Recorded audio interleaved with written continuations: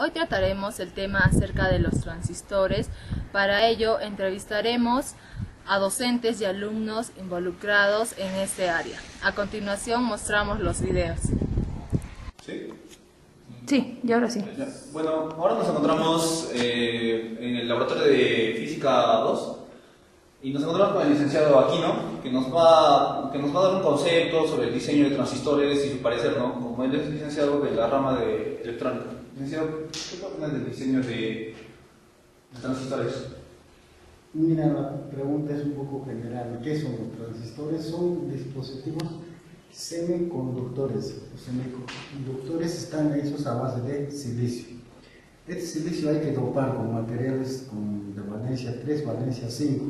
Entonces, con valencia 3 nos va a dar un material tipo P, con el de valencia 5 un material tipo N. Entonces, hay que juntar 3 materiales de este tipo para diseñar, para construir un transistor, ¿no? En general existen dos clases de transistores, bipolares y transistores de campo, FET.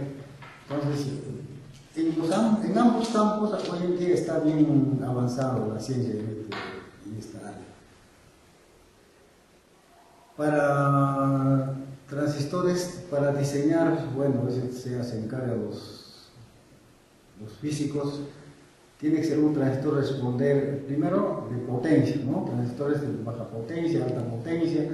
Después hay que ver para qué frecuencias, ¿no? Frecuencias bajas, frecuencias intermedias, frecuencias altas, ¿no? Entonces, cada transistor tiene que tener, debe diseñarse para un trabajo específico, ¿no? Y es así que ya tenemos en el mercado hoy en día, ¿no?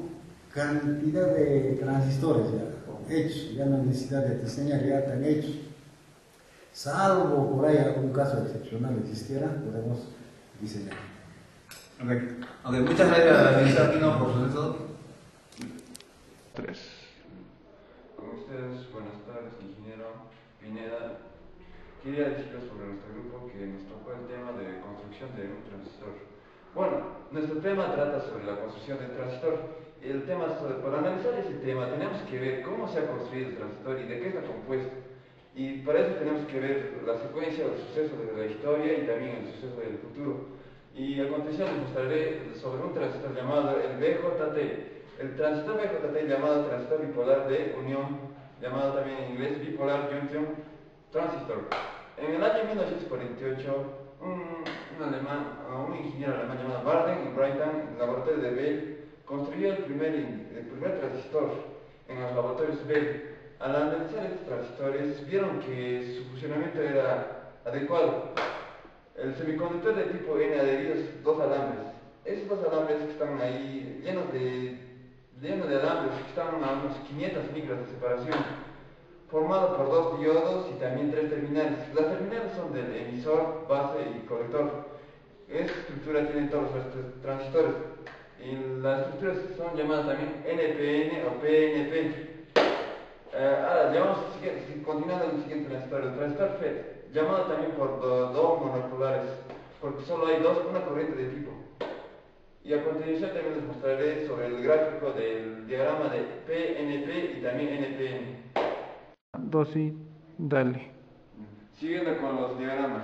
Ahora, viéndole en esta imagen podemos ver que acá es el circuito de un NPN y PNP. Ahora, viéndole cómo es la corriente del emisor, de la base y del colector. La corriente del emisor va en este sentido y de la base va a entrar en este sentido. Y de la corriente del colector va a ir en este sentido. Vemos que la corriente está yendo del sector N hacia el lado T, que es la base de esta parte, y esta es la parte del emisor y este es el colector. Ahora, en el circuito PNP es casi lo mismo, solo más que la corriente va a venir de acá, va a salir a este lado, y también de esto va a salir de este lado, solo va a cambiar el sentido de la corriente, solo más que en vez de salir esto va a entrar, y en vez de la base va a salir, y la corriente va a entrar de la base del colector. Y eso es todo del transistor. Y 3. Bueno, en esta parte vamos a explicar las configuraciones de un transistor. Bueno, para nosotros poder configurar un transistor, vamos a tener que usar la terminal común de entrada y de salida del transistor.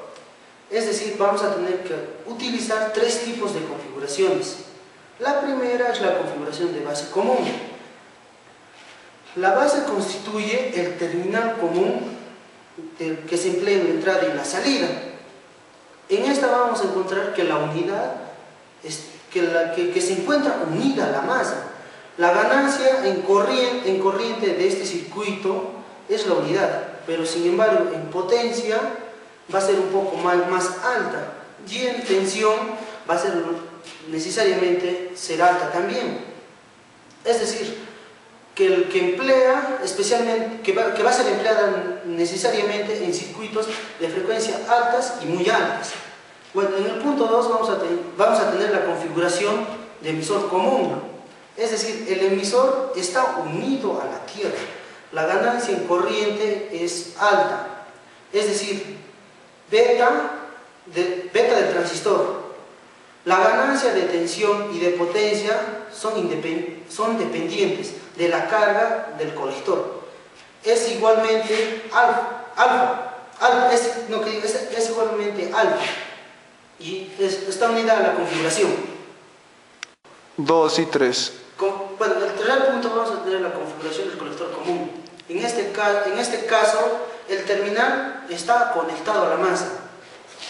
Es el colector, la entrada que se aplica a la base, como en las configuraciones anteriores, y la carga entre el emisor y la masa. Bueno, esta configuración tiene una ganancia de corriente de beta del transistor. La ganancia en tensión es muy parecida a la anterior unidad que hablamos, y que la ganancia y la potencia son aproximadamente iguales a beta del transistor. Esta configuración se llama también seguidor de emisor. Gracias. Hoy día también les voy a hablar sobre los tipos de transmisores. Existen dos tipos de transmisores más usados en este. Son transmisores de ion y transmisores de potencia. Para empezar, los transmisores de potencia. Transmisores más usados para los controles FNAC. Durante el proceso de fabricación de estos transmisores, la unidad es tratada de forma en que los átomos de los alambres de contacto miren dentro del tubo semiconductor para formar pequeñas regiones del tipo B en sus extremidades. Uno de los zigotes de este sirve como electrodo emisor y el otro como colector, mientras que el cubo semiconductor es la base del transmisor. Esta clase de transmisor tiene una extrema y alta ganancia y una extrema ganancia y muy buena característica de altas frecuencias, pero resultan un poco ruidosas, inestables y difíciles para fabricar. En conclusión, resultan ser muy costosas en precio muy alto. Ahora bien, los transmisores de unión también se les denomina transmisores de contacto como su nombre lo indica. Este tipo de transmisión está basado en el aumento del contacto de las unidades P-N durante el proceso de fabricación del cristal original. Para la fabricación de ese transmisor de unión, básicamente parte de una barra de germanio puro, a la que se le van introduciendo alternativamente impurezas del tipo P y del tipo N. Para obtener el transmisor se corta en pequeños pedazos la barra, en la que existen tres zonas, bien del tipo PNP o del tipo ENP. Luego se añaden los electrodos, siendo estos electrodos extremos y emisor, colector y electrodo. Estos tres últimos constituyen la base del transmisor. Su fabricación resulta ser bastante fácil, ventajosa y, lo que es más importante, su precio es muy económico. A continuación les voy a mostrar unos pequeños gráficos de esos transmisores que son de potencia y unión. Entre los dispositivos semiconductores de transformación eléctrica, es decir, los dispositivos que sirven para la transformación o conversión de magnitudes eléctricas, los transistores ocupan un importante lugar. Los transistores son dispositivos semiconductores aptos para la ganancia de potencia y tienen 3 terminales o más. En conclusión, los transistores son muy útiles en el avance de la tecnología. Eso sería todo, hasta otra oportunidad.